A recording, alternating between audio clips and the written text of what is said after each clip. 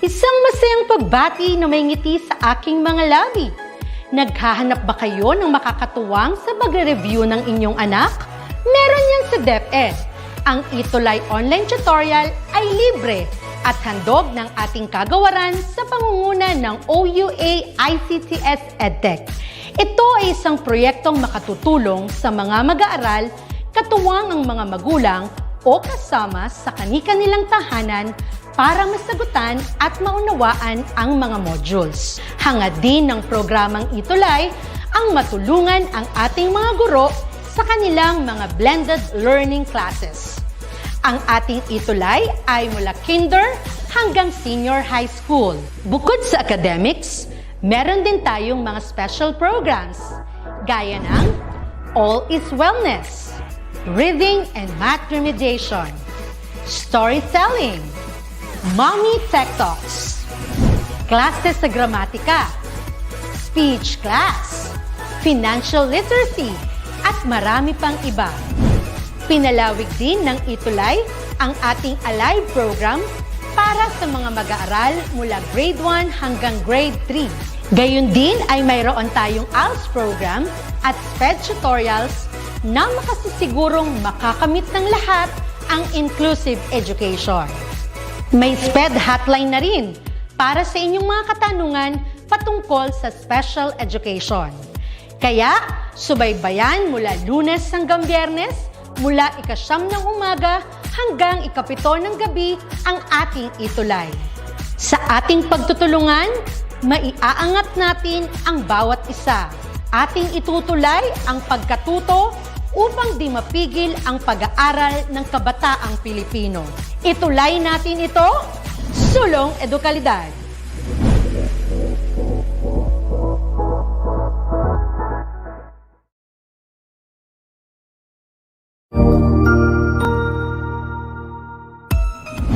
Mabuhay! Good day to all! I am your tutor Madge. Welcome to ETUlay, a free online tutorial, an initiative of the Department of Education, Information and Communications Technology Service, Educational Technology Unit, ICTS EdTech. This program is aimed at helping and assisting learners from kindergarten, senior high school, ALS, Alive, and SPED learners. Aside from answering the modules, the ETUlay is offering programs which you will surely look forward to. Together with our parents and teachers, the ETUlay will bridge the gaps where difficulty and ease meet in learning new knowledge and skills. So, let us prepare our module, pen and paper. Ready your mind to see and hear worthwhile and interesting lessons. Let us now study and learn, together with our volunteer online tutors. Tara na!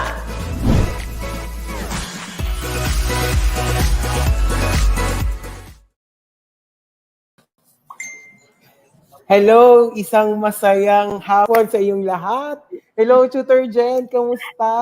Hello, Tutor Robert. Good afternoon. Good afternoon, everyone. Yes, good afternoon sa iyong lahat, most especially sa ating mga mahal na estudyante. At ang pinakaunang nag-comment ay si Kirubin Gabriel Villamor.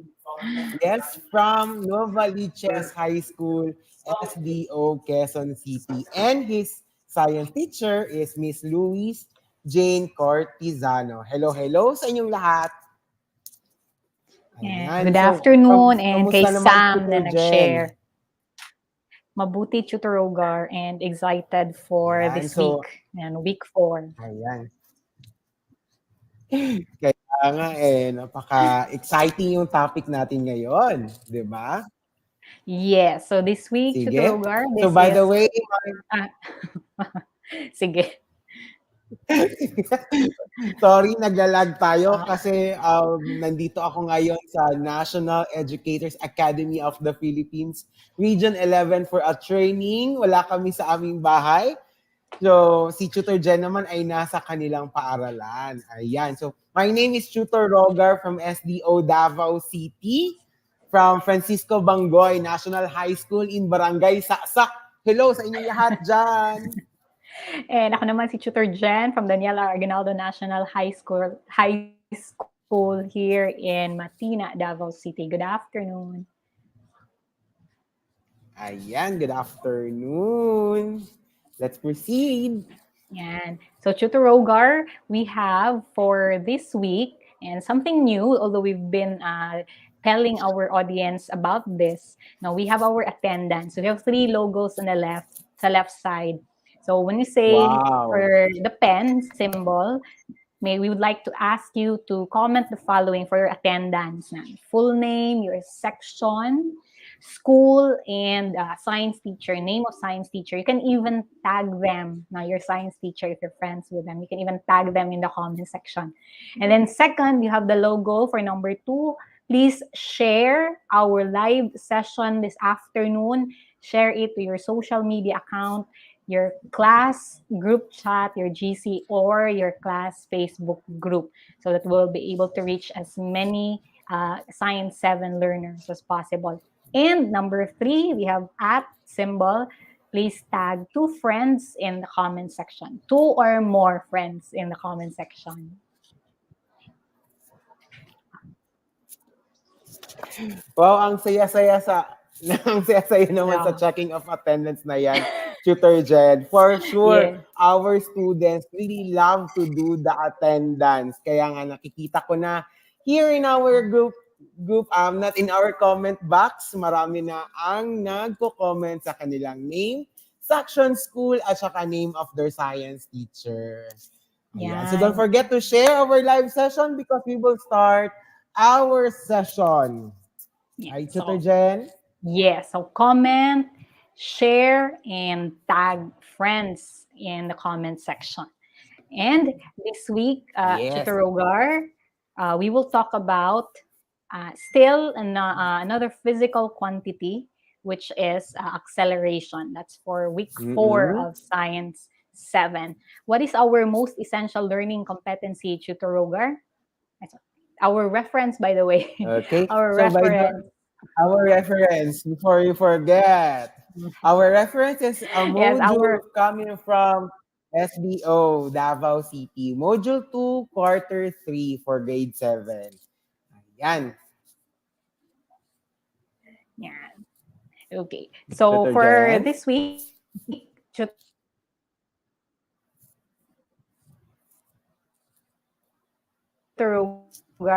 before we start, we would like to recognize our duties of the week, our mahusay duties of the week. So that's for grade 7. Let me start, Tutor with our first mahusay duty. We have Kisha and Regala.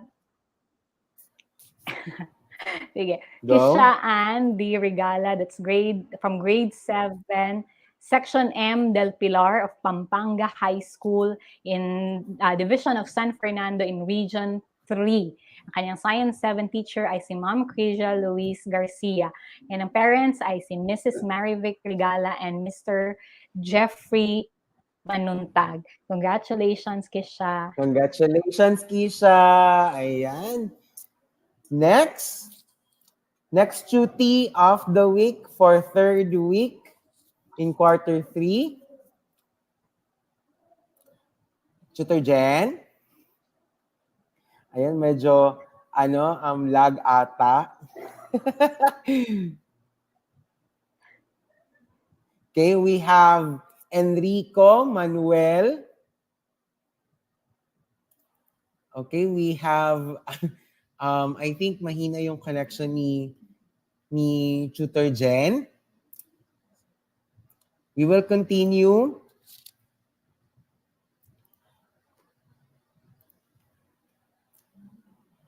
Okay, while waiting, I would like to greet our friends, most especially Teacher Raylan Borkin. Hello, Teacher Raylan, who's watching right now.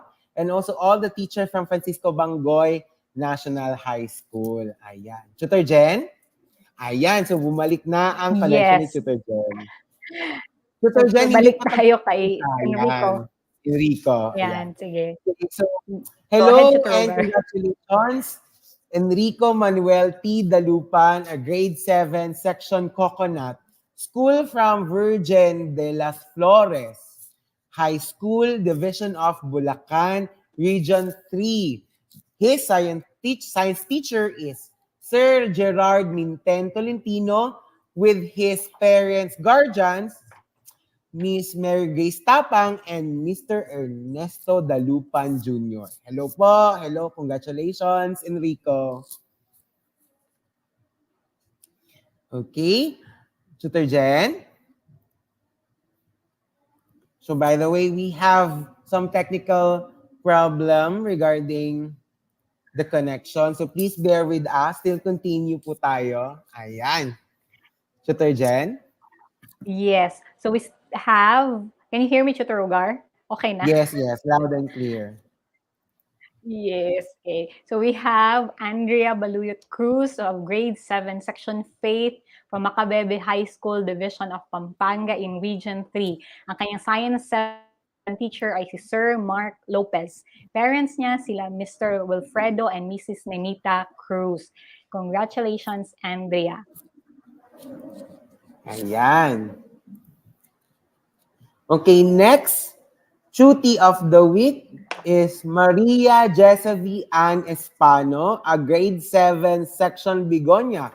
Oy, estudyante ko to. From Francisco Bangoy National High School, Division of Davao City, Region 11. Their science teacher is yours truly, Roger R. Garcia, and her parents, Mr. Alan and Mrs. Joanne Espanyo. Yan. Ito, Jen.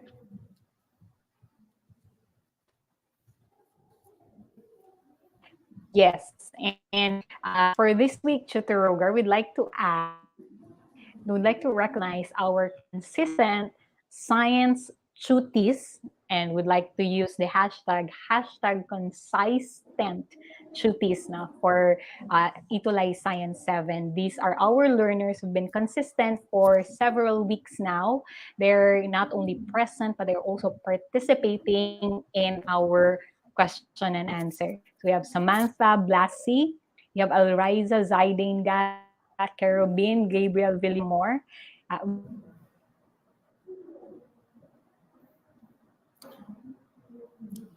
We have also Renz Guyver Galianta, Marvin Capulong, Carlo Miguel Malonzo, Joanel Celebrar, and we have also Kauri Juvita, Richmond Magusib, Josa Espiritu, Xavier Rafael, JM Ladignon, RK Kabuhat, and Joseph Edsil Riego.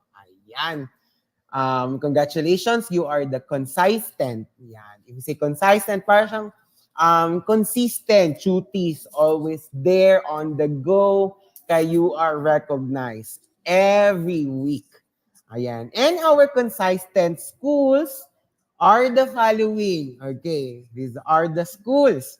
Alicia Vocational School, Alicia East District, Bagnos Integrated School of Isabela, Francisco Bangoy National High School of Davao City, Ingod Ramona Integrated School of Isabela, Luis Fe Gomez Diamantina National High School, and Santa Lucia National High School of Bulacan.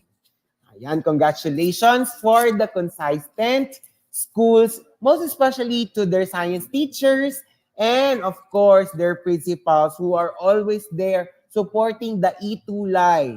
Yes, ETUlay program of the Department of Education para maitawid natin sa ang ating pagkatuto kahit may pandemya. Yan. Hello, Tutor Jen, are you still there? I think Tutor Jen has an intermittent connection. Yeah. Ganun talaga ang challenge natin. Most especially na nasa na tayo, ang 100% face-to-face sa mga teachers lang. Hindi pa sa mga students. Kaya wala kami sa aming bahay. Nandito kami sa aming paaralan. Tutor Jen?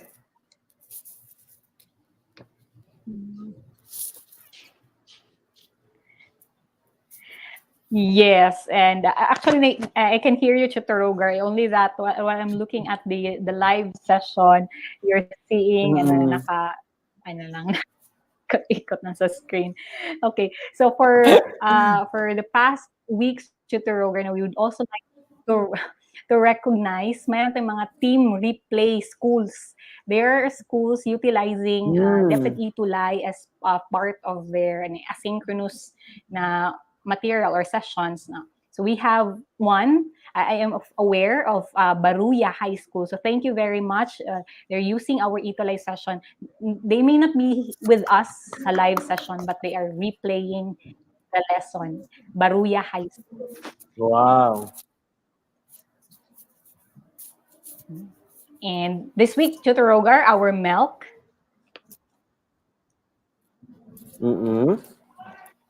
Our milk for this week, for 2 and 3, this is the continuation. Describe the motion of an object in terms of distance or displacement, speed or velocity, and acceleration. So as you observe sa mga sumabaybay, we've discussed and gave the differences between distance and displacement. We've also discussed the speed and velocity. Though this time, we will discuss the acceleration. So, iniba po namin yung acceleration. It's because this acceleration, it entails to have calculations and concepts.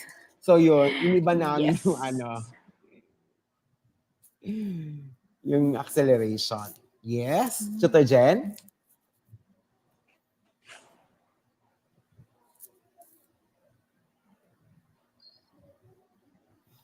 Oh, yes. And ayan, comment naman ni Renz Guyver Calyanta, Tutor Roger, is that they also have Type C learners who are from Imelda Integrated Secondary School who are also utilizing ETUlay in their replay na session. Wow. Galing.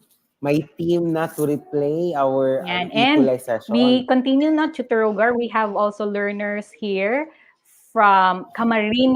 And for this afternoon, and so that everyone will be will have the mindset of what we will have this afternoon. The objectives natin are the following. We have to define, or for you to define acceleration, describe the motion of an accelerating or decelerating object, and solve problems in acceleration. Yan. Okay.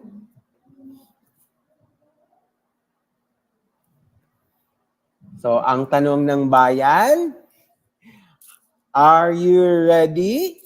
Ayan. So, if you are ready, kindly chat on our chat box if you are ready, together with your school, the name of your teacher, and your region where you coming from for you to be recognized. Ready na ba ang lahat? Yan. Si Joan Nelj, sabi niya, ready na. Si Xavier, my student, sabi niya, yes po. Okay. Ayan, Samantha, Renz, Marvin, hello sa inyong mga chikitings. Okay, so let us try. Number 1, let me do first. Tutor Jen, number 1. Which among these physical quantities is a vector? Ayan, so parang review na rin ito, di ba? From our past lesson. A, distance. B, mass. C, velocity. Or letter D, speed. So, saan dyan ang vector? Okay?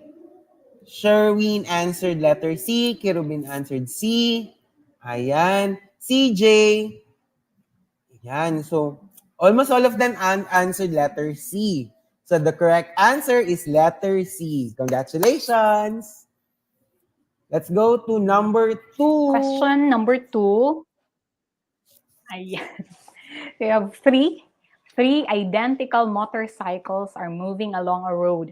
Motorcycle A is moving in a straight line, but increasing its speed. Motorcycle B is also moving in a straight line, but motorcycle C is neither speeding up nor slowing down, but swerving from one side to the other side of the road. Which motorcycle is or are experiencing acceleration? A, motorcycle A. B, motorcycle B. C, motorcycle C. Or D, all of these motorcycles.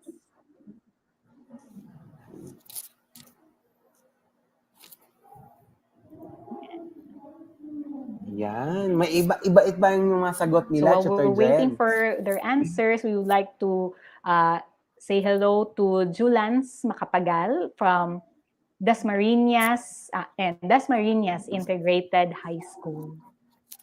Ayan. At saka meron ding nanonood May sa answer na for atin, number no? 2. Yes, Thank you go. for understanding now. We have may mga delay. Sorry. Totoo yan.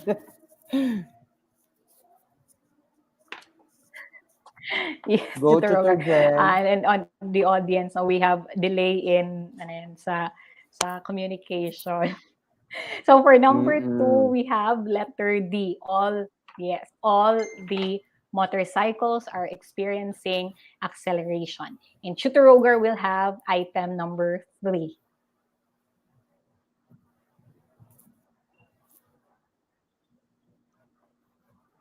Okay, for number 3. So you are riding a carousel that moves at a constant speed. Do you undergo acceleration? Again, you are riding a carousel. You know what's carousel? That moves at a constant speed. Do you undergo acceleration? A, no, because I'm moving in a straight line. B, yes, because the speed keeps on changing. Or C, no, because I'm moving at a constant speed. Or letter D, yes, because I change direction while in motion. So what's the answer for number 3? Ano kaya? Diba?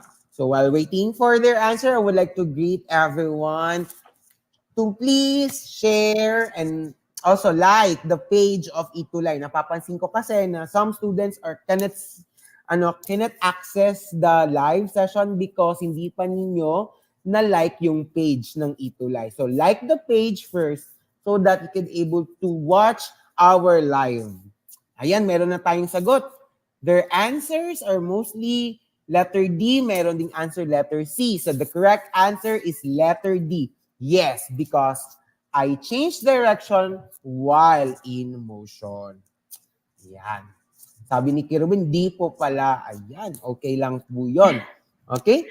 So kindly count the correct answers and you can post it in our chat box so that we could able to recognize you with your scores together with your school and your science teacher as well.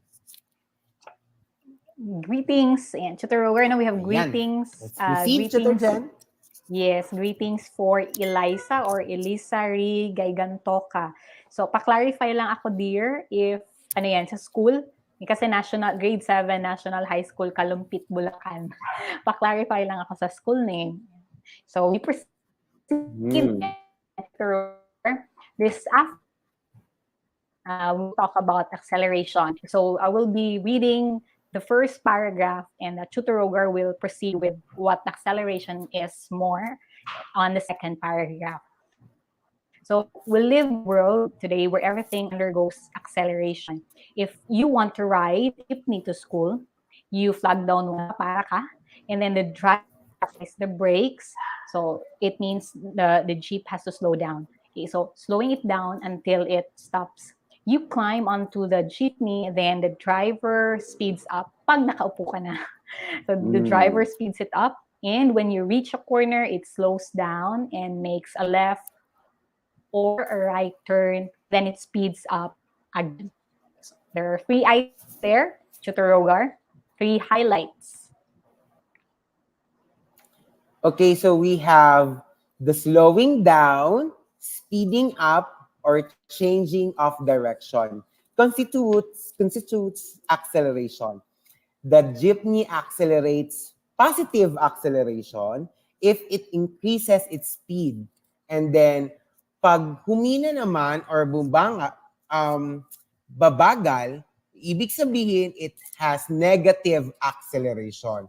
If it slows down, ayan. So, di ba, hindi naman palaging diretso-diretso or mabilis ang takbo ng isang bagay.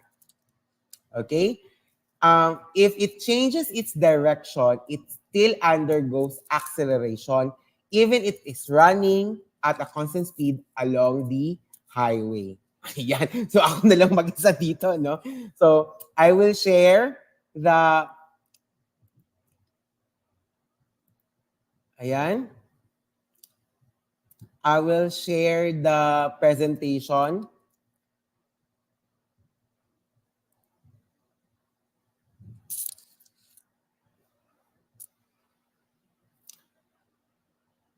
Medyo meron talagang problem. Okay? So yun na nga. Ayan. Okay? So now, in acceleration, it is the time rate of change of velocity, or simply how fast an object changes its velocity. And this acceleration is a vector quantity. Once again, if we say vector quantity, it has what? It has speed and it has direction. Okay. So, since it is a calculation, there is an equation for acceleration. So, by the way, I would like to invite you to get your notebook and your module in order for you to follow us in this discussion. Ayan. Yes, Tutor Rogar, I'm back. Tutor Jen, are you still there? Still there? Yay! Okay. Yes, I'm finally So, back. I Sige, will continue continue na na lang. lang muna. Continue Continue na ko lang sa'yo muna ang yung, yung presentation. equation. Y- Yes. In an equation form, this Yes, is sige, go ahead, Tutor. the equation. Acceleration is equals to change in velocity over change in time. So the symbol is small letter A, tapos may arrow, ayan, to the right, facing, is equals to, this is delta velocity over delta time. So if we say triangle, yung triangle na yan, it's delta, it means there's a change in velocity over there's a change of time. Diba? Bakit may change in velocity? Bakit may change in time? Of course, hindi naman siguro palaging speed lang or mabilis ang takbo ng isang bagay. Meron talaga yung mga changes, right? At saka sa oras din. Kung may change sa speed, may change din sa oras or time. Okay? Sige. Next. Tutor Jen, okay ka na? Yes. Yes, Tutor Rogar. So for acceleration, we Sige, have ako the na ang formula that mag-share. oh yes, thank you, Tutor Rogar. For acceleration, we have the most common formula and the symbols Go, that we go, are go. using. Yes, so we have on the screen, we are seeing A with an arrowhead on top and the triangle, that's delta or the change in velocity. But for this time, we will be using interchangeably speed and velocity, as we'll focus on the magnitude only for our computation. That's why you are seeing on the screen V instead of the velocity. We're going to talk about speed this time. So we have a change in the speed. And when we speak of change, that's final minus initial. And we have the value of time. So our symbols there, you have A with an arrowhead, that means acceleration, V and the subscript I, that means initial velocity or the initial speed. So we're going to talk about for VI, that's velocity or speed of the object at the start of the observation. And F na subscript, VF, that's the final velocity or the final speed. And that velocity is the result or at the end, no, at the end of the observation. And T, the small letter T, that means the time. And our unit for time is in seconds. But we also have problems involving kilometers per hour. So we'll have to use also R in our unit for time.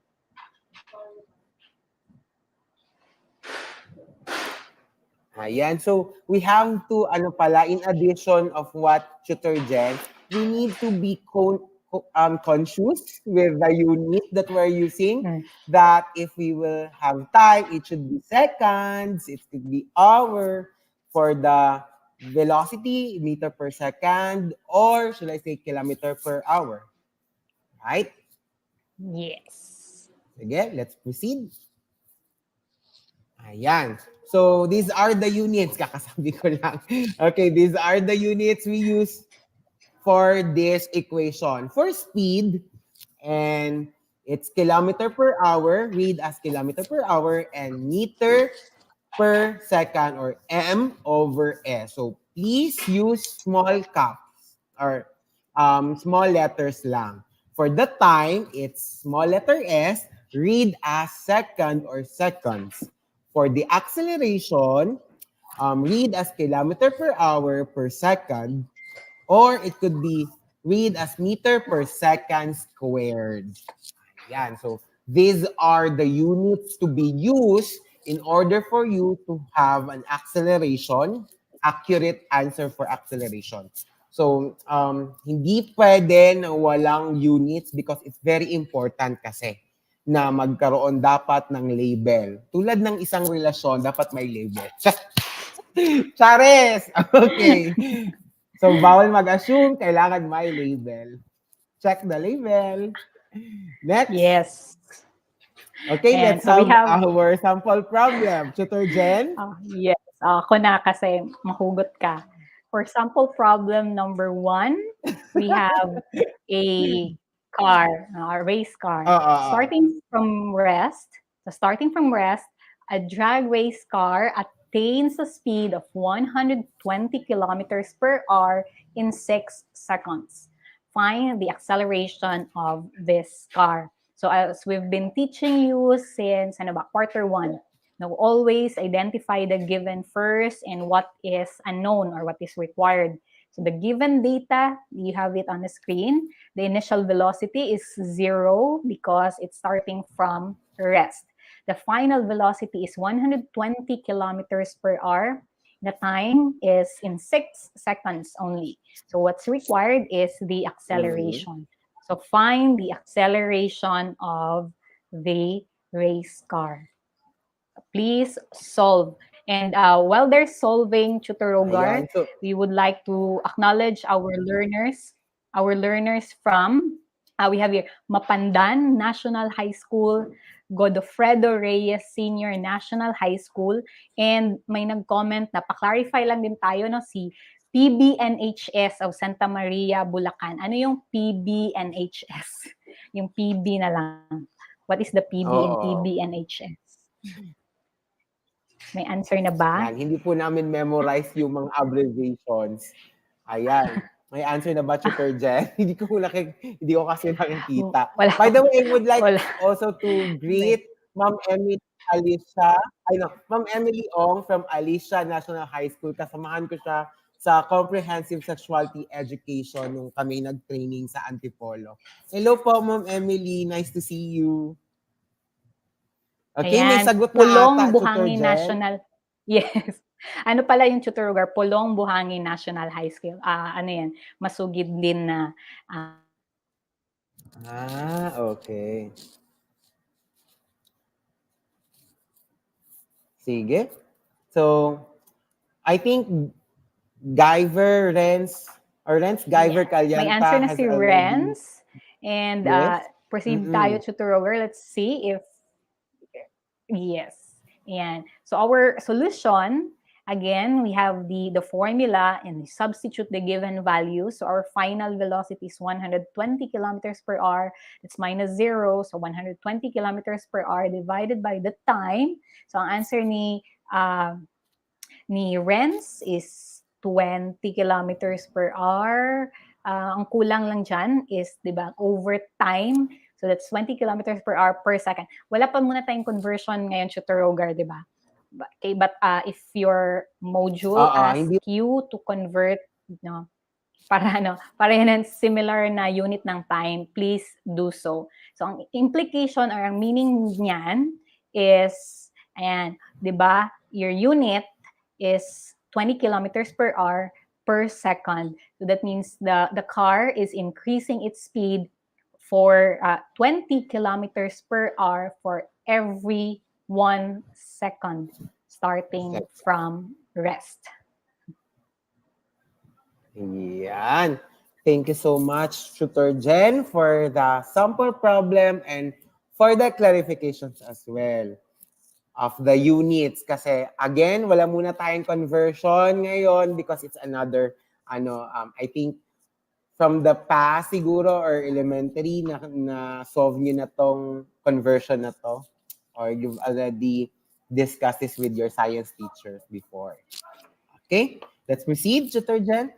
Now let's Yes. have try it. Yan. Okay, so number 1, starting from rest. Okay. A drag race car attained a speed of 50 meters per second in 6 seconds on a smooth, straight road. Find the acceleration of this car. Hala. Okay, so we're looking for the acceleration of this car. Letter A, what was the initial speed of the car? Letter B, what was its final speed? C, how long did it attain its final speed? And letter D, what was its acceleration? So take note that this car started from rest. Okay? So ano kaya ang kanyang initial speed? Isip-isip. Okay? Sige. And anyone, may sagot na ba, Tutor Jen? Because I cannot see the live comment from the audience. So hello sa ating 62 viewers right now and still counting. So please like, share, I think there's power still, share po tayo para may pagkatuto po yung ating mga grade 1, grade 1, grade 7 learners. Ayan. Okay. May May answer na nakikita Tutor Robert sa ako, letter si A. Renz Iver Calianta answered. Yeah. Yes. Renz answered 0. Okay, let's check. Ayan. So, the initial speed of the car is 0. And, yan, its final speed was 50 meter per second. So, it took 6 seconds for the race car to reach its final speed. So, itong ABC na to is makikita naman din sa sample problem. Diba? If you could able to comprehend and digest the problem properly. O, diba? Kung makadigest. Okay, so we have initial velocity is equals to 0 since it started at rest. Then the final velocity that is given already is 50 meter per second. And the time is 6 seconds. So the required acceleration of the drag race car would be, okay, so we're trying to solve A is equals to VF minus VI over T, or shall I say velocity final minus initial velocity over time. So now let's have 50 meter per second minus 0 meter per second over 6 seconds. So the answer is 8.333333 or 8.33 or 8.3 meter per second squared. Ayan. So we have to round it up.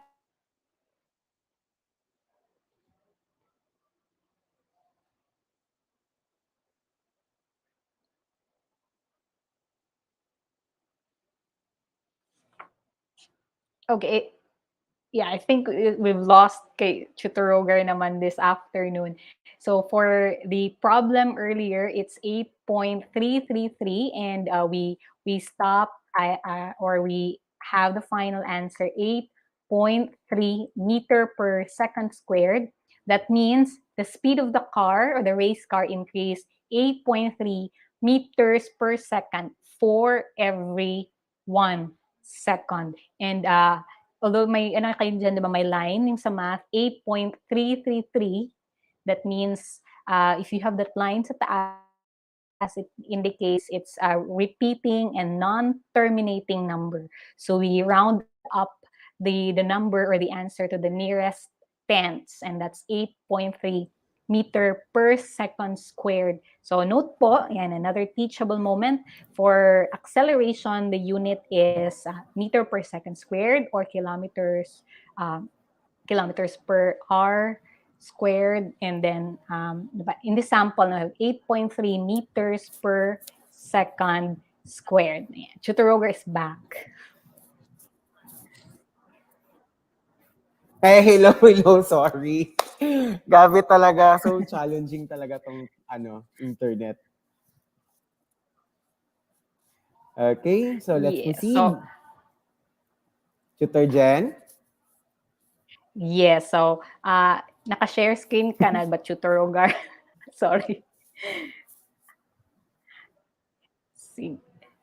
Kasi we'd like to greet and si Yes, Ma'am Ginalyn. naka-screen share na pero parang naglo-loading. Loading pa. Sige. We would like to greet Ma'am Ginalyn Domingo Antonio and proud that out of our live viewers now, more than one-third, one-fourth. One-fourth is from Alicia Vocational School. Yes. Yes. Hindi pa rin, sorry. Sige lang, Tutor Rogar. May nag-comment pa kanina, narinig niyo Tutor Rogar. ako, Tutor Jen? Yeah, yes. May nag-comment pa kanina, Tutor Rogar, na sorry daw kasi sige. item number 3. Item number 3 na naabutan niya. Parang sa klase lang. Okay. Ayan, nandyan na. Ay, salamat. Yes. Go, Tutor Jen. Yes. So for let us practice section in the module, we have one problem. And prepare your pen and paper and your calculator. If you can do mental math, that's better. So calculate the acceleration of Josh riding his bicycle in a straight line that speeds up from 4 meters per second to 6 meters per second in 5 seconds. Calculate the acceleration of Josh riding his bicycle in a straight line that speeds up from 4 meters per second to 6 meters per second in 5 seconds.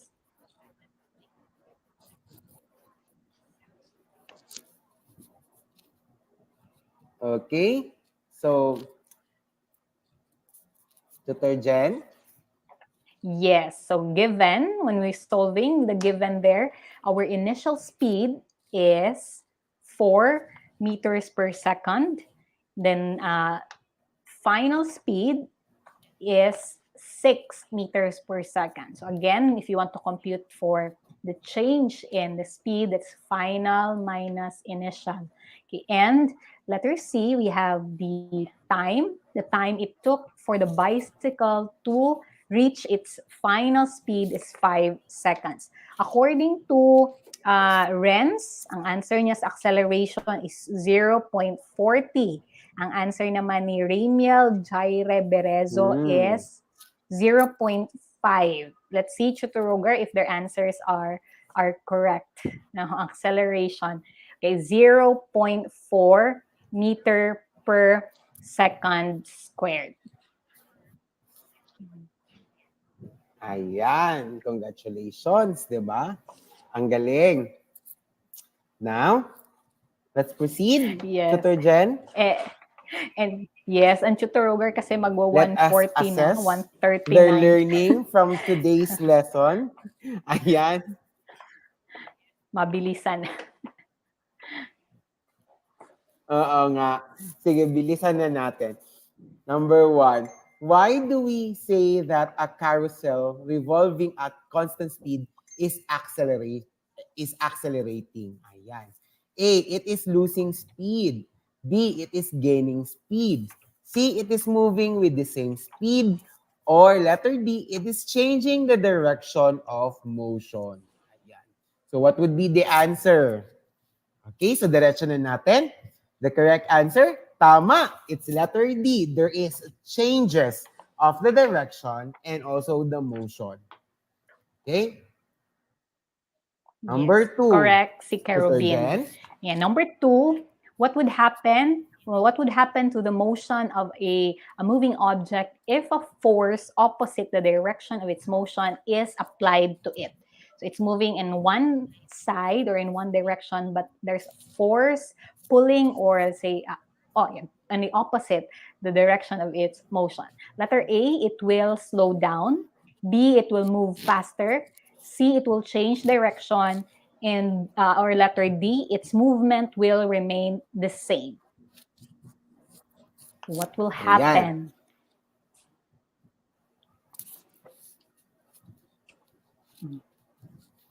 So, well, we're waiting. And Tutor Rogano, we have hello kay Althea Murcia and Edison de la Yes. Cruz. Yes, for answer for number 2 is letter A, it will slow down. You think of your someone or something is pulling you back to from where you're going. So that's the case in number 2. And number 3, Tutor Rogar. Okay, so for number 3, the last question. Which of the following sets of quantities can be used to calculate acceleration? A, time and distance.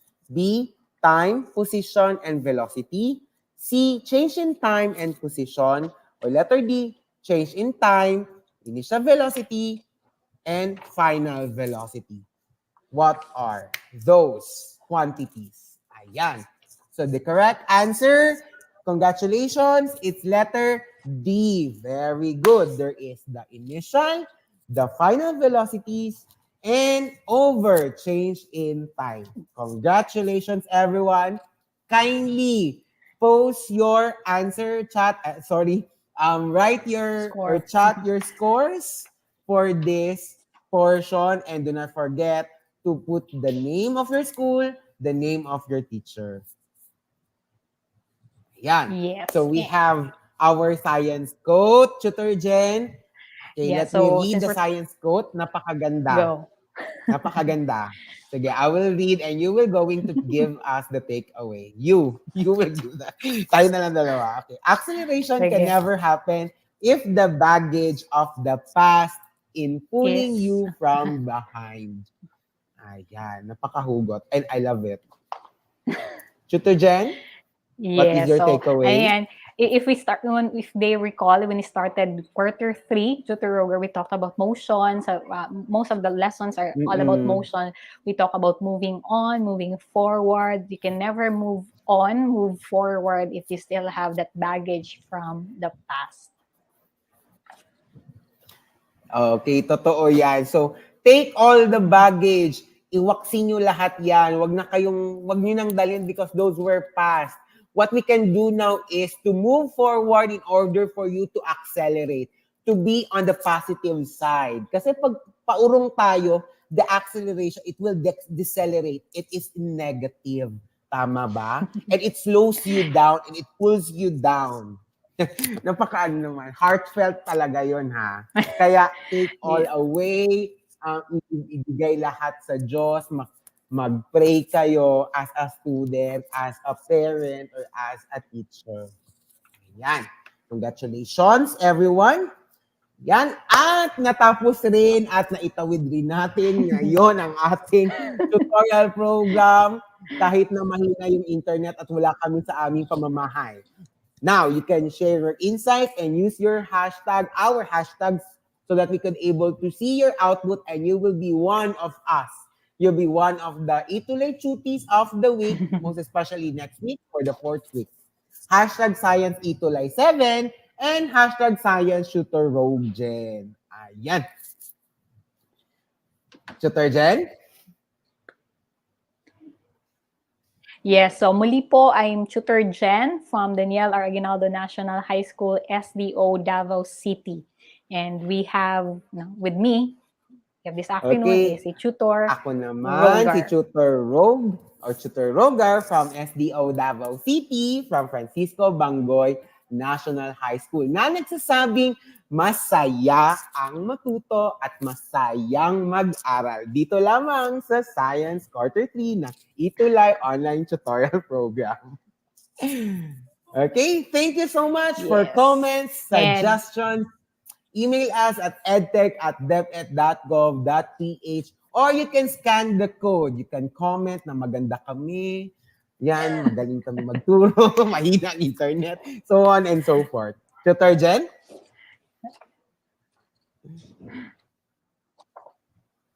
Yes, slow internet. Yes. Up next is Tutor Z and Tutor Marky for Science 8. Overtime na tayo masyado, kaya maraming salamat. Maraming salamat din sa aming Direct Earl. Thank you so much, Direct Earl, for always there for assisting us. Bye! Maraming salamat, students!